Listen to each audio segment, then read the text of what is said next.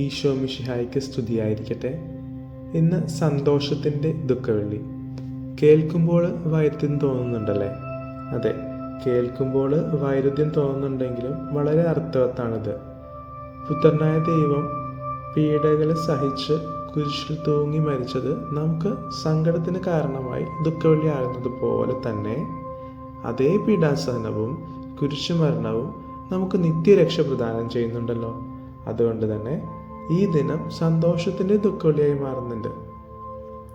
ഇതുകൊണ്ട് തന്നെ ആയിരിക്കും ഇംഗ്ലീഷിൽ നമ്മൾ ഗുഡ് ഫ്രൈഡേ എന്ന് വിളിക്കുന്നത്.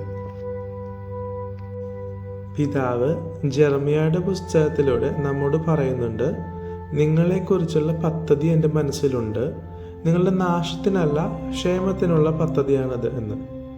ഇത് അന്വർത്ഥമാക്കും വിധമാണ് പിതാവ് പുത്രനെ ലോകരക്ഷ എന്നുള്ള ദൗത്യം ഏൽപ്പിച്ചുകൊണ്ട് ഭൂമിയിലേക്ക് അയച്ചത്. ഇവിടെ പ്രത്യേകത എന്താണെന്ന് അറിയാമോ? പിതാവിന് തന്നെക്കുറിച്ചുള്ള പ്ലാനും പദ്ധതിയുമൊക്കെ എന്താണെന്നും അത് ക്ഷേമത്തിനുള്ളതാണെന്നുമുള്ള അറിവും തിരിച്ചറിവും പുത്രനായ ദൈവത്തിനുണ്ടായിരുന്നു. എന്നാൽ പിതാവിന് നമ്മെക്കുറിച്ചുള്ള പ്ലാനും പദ്ധതിയുമൊക്കെ എന്താണെന്നുള്ള അറിവും തിരിച്ചറിവും നമുക്കില്ലാതെ പോയി. കാൽവരി കുരിശിൽ ഈശോ നമുക്ക് ഈ അറിവ് തരുന്നുണ്ട്.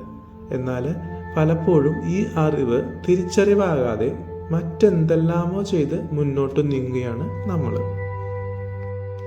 നമ്മുടെ പ്ലാനൊക്കെ വരച്ചു വയ്ക്കുന്നതിന് മുൻപ്, പിതാവേ, എന്നെക്കുറിച്ചുള്ള അങ്ങയുടെ പദ്ധതി എന്താണെന്ന് ചോദിക്കാൻ ഒരിത്തിരി സമയം കണ്ടെത്തിയാൽ അവിടെ നിന്ന് നമ്മോട് സംസാരിക്കും, നമുക്ക് വഴികാട്ടി തരും.